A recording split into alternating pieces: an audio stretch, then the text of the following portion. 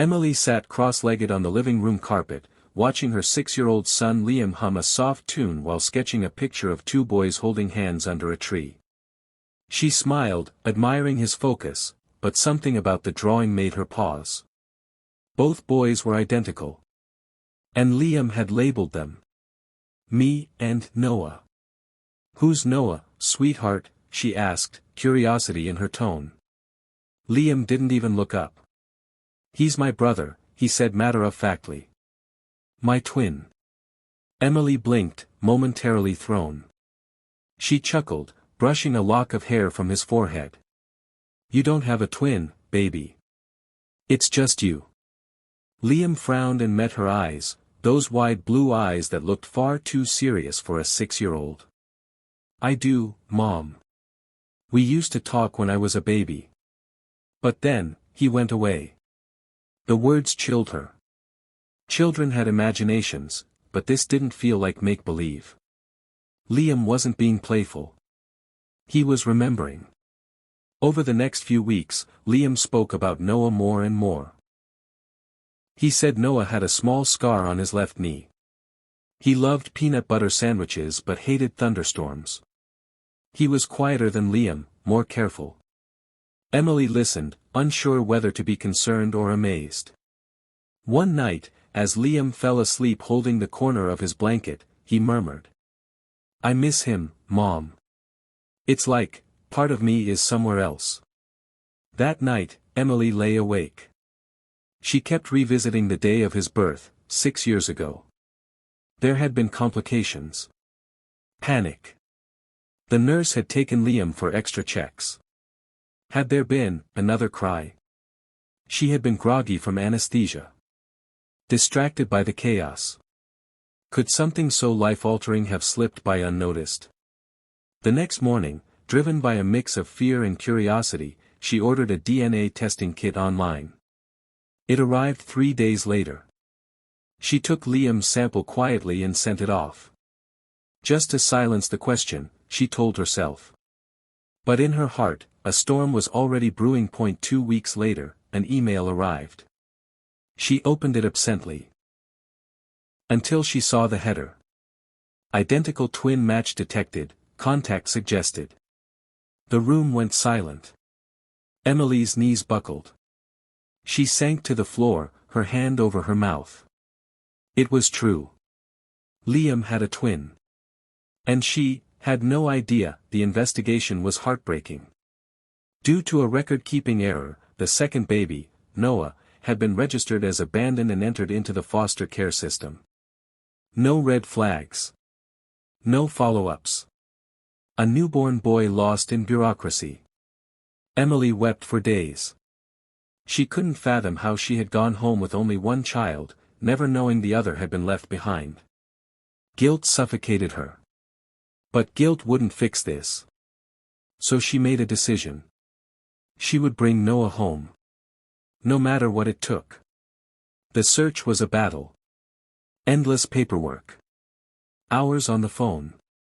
Meetings with child services, lawyers, judges. Everyone wanted to follow process. Emily wanted her son. Finally, she got a lead. Noah was living with a foster family in a neighboring county. The social worker's voice softened on the phone. He's smart. Polite. But, lonely. He has trouble connecting. Emily's voice cracked. I'm coming. Please. Let me meet him. The community center was quiet that morning. Emily sat in a small room painted with rainbows and animals. Liam sat beside her, holding her hand tightly. Then, the door opened. A woman stepped in, gently guiding a boy inside. He had the same golden hair. The same stormy blue eyes. The same small scar on his left knee. Liam gasped and stood. Noah. Noah froze. For a few heartbeats, the world held its breath. Then Liam ran forward and hugged him, like he had always known him, always waited. Noah tensed, then melted. He hugged back. Emily sobbed. She watched her sons, tangled in each other's arms, two souls finally finding their missing half. Bringing Noah home wasn't instant. Child welfare authorities wanted assessments. Emily went through every check with grace. Parenting classes, home evaluations, therapy sessions. She endured everything with quiet strength. Noah visited often during that time. Each visit brought him closer, emotionally and physically.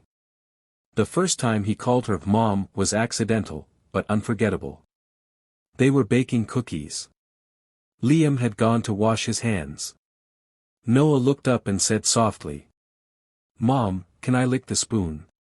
She froze. Then smiled through tears. "Yes. Yes, you can." When the adoption was finalized months later, Emily held both boys in her arms outside the courthouse, tears streaming down her cheeks. They were hers. They were finally home. But healing takes time. Noah had lived in many homes. He flinched when people raised their voices. He hesitated before hugging back. Emily never rushed him. She read bedtime stories to both boys. Sat between them until they fell asleep. Held Noah's hand through doctor's visits and nightmares. And Liam, sweet Liam, never let go of his brother. "I found you," he whispered one night, wrapping his arms around Noah. "I'm not letting go again." Time passed. They began to live like they had always been together. School, birthday parties, family dinners, all felt more complete now. Noah smiled more. He started drawing, like Liam. He once drew a picture of their family, 3 stick figures, arms joined. He handed it to Emily and said, "This is us. Forever." She framed it that evening. On their 7th birthday, Emily threw a party bigger than any she had ever imagined. It wasn't just to celebrate their birth. It was to celebrate their miracle. Balloons floated around the backyard. Relatives gathered. 2 cakes, one for each, stood side by side. When it was time to speak, Emily stood before everyone, her voice shaking. "I brought one baby home," she said, her voice soft but clear, "and somehow, I lost another. But life has a strange way of bringing us back to where we belong.